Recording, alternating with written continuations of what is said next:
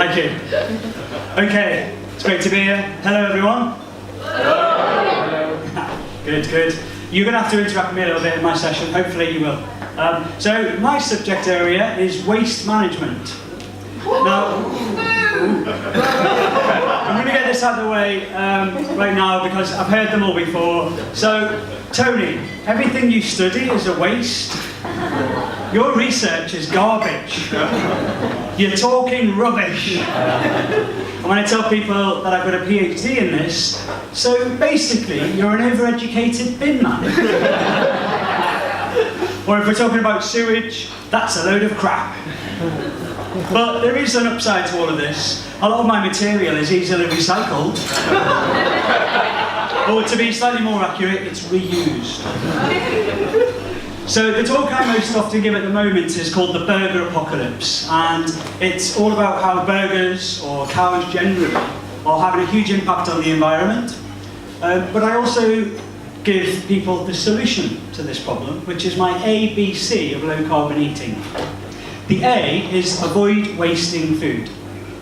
So let's talk about food waste for a minute. Who wastes food? Hands up. Come on. Right, everyone who doesn't have their hands up at the moment is either ignoring me, which is fair enough, or they just don't like putting their hand up, because we all waste food. Yeah, and the problem is, a lot of it is actually avoidable. So I go around and I ask people how we can prevent this. I know, glamorous, isn't it? And the answer I most commonly get, and this is the best answer,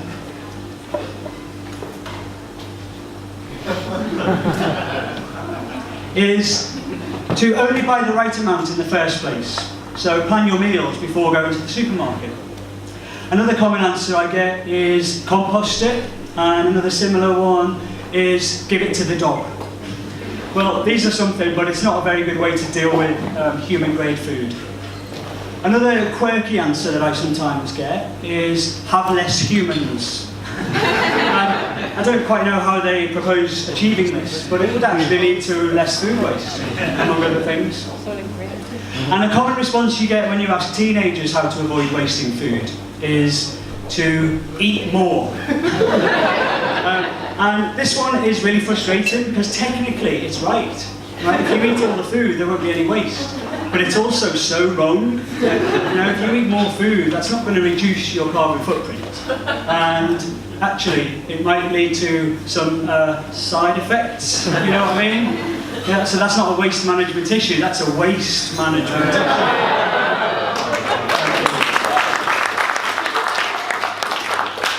So the B of my ABC of low carbon eating is buy in-season food. People often focus on whether food is local, and they say, if you bring food halfway around the world, that's bananas. And it is bananas. Yeah, you've got it, it literally is bananas. We get them from over 5,000 miles away.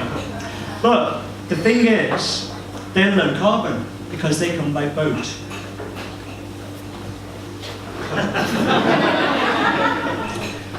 Fruits and vegetables. What I meant to say was whether fruits and vegetables are in season is more important for their carbon footprint than whether they're local. So you can get UK grown strawberries now, but they'll be artificially heated using fossil fuel energy, so they're far worse than bananas. Okay, so the A is avoid wasting food, the B is buy in season food, but the action that can reduce your carbon footprint most is C, choose low carbon food more. And I'll use the beef example here, because that's pretty much the highest carbon food. And why is that? Anyone? They fart a lot. Say again? They fart a lot. Oh, he said it. Wrong answer. So it feels a bit naughty to say that word in public, doesn't it? Yeah. There you go, he's got it, yeah. So actually about 85% of the methane coming out of cows is belched. So you can see how it's not too straightforward to capture that, because they need to eat, don't they, and like breathe. So, yeah. But pigs and chickens just don't produce methane the way ruminants do. So,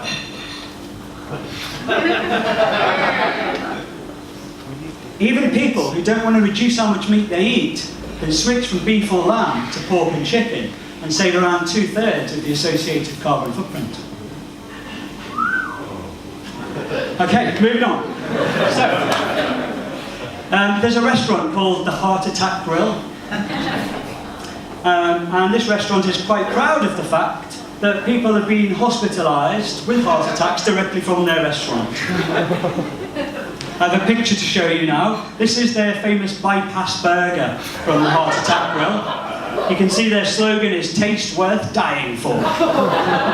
So this is about ½ pound of beef here, and this is the double bypass burger. Bear with me. This is the triple bypass burger. And this is the quadruple bypass burger. This right here is 10,000 calories. It's got a Guinness World Record. It's 4 or 5 days worth of food. Yeah.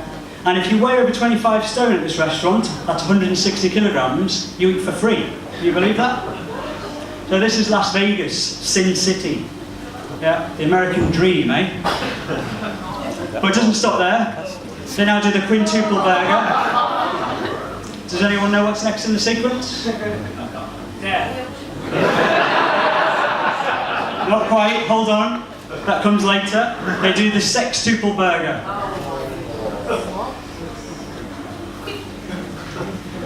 They do the septuple burger. And yes, they do the octuple burger. Look at this bad boy. And that comes with the option of 40 slices of bacon on top. So the Heart Attack Grill is quite proud to announce that they've been fighting anorexia since 2005. It's alright though, because they also proclaim the calories you eat in Vegas, stay in Vegas.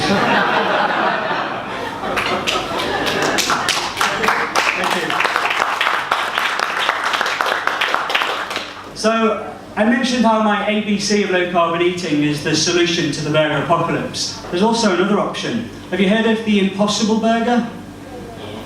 Yeah, it's new. It's just launched. So this is it. So it's no longer impossible technically, although it is impossible because that's its name, but it's not because it exists. Yeah, you know what I mean. So this is a plant-based burger.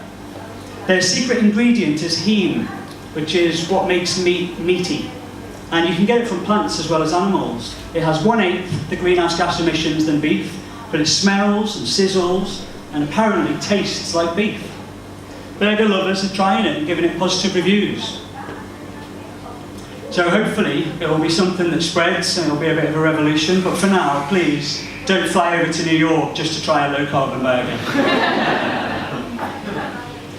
Have you ever noticed that you can drink a drink, but you can't food a food? Yeah? So, are there any Germans in tonight? Yeah? So, hopefully you'll not disagree with this, but I learned recently that in German, you can kind of, the way their grammar works, you can actually food food. And I also, thank you, I also learned recently that there's a small town in Germany whose name translates as food. You got there yet? Yeah, there you go. So, the point of that is, you can actually food food in food. Okay, that's been a taste of my subject area. I hope that's left you hungry to find out more. It's out. Thank you. I'm almost there. I'm excited to be telling you about egg-cited to be telling you about it. I hope I haven't made a pig's ear of it. Do you know what really gets my goat though? It's when people are too chicken or maybe sheepish to speak up when they've got beef with an issue like this. Sorry, I know that was all a little bit cheesy. I'm really milking it now, aren't I? Okay, I will stop there. Thank you very much for listening, and I hope you'll agree I've given you all some food for thought.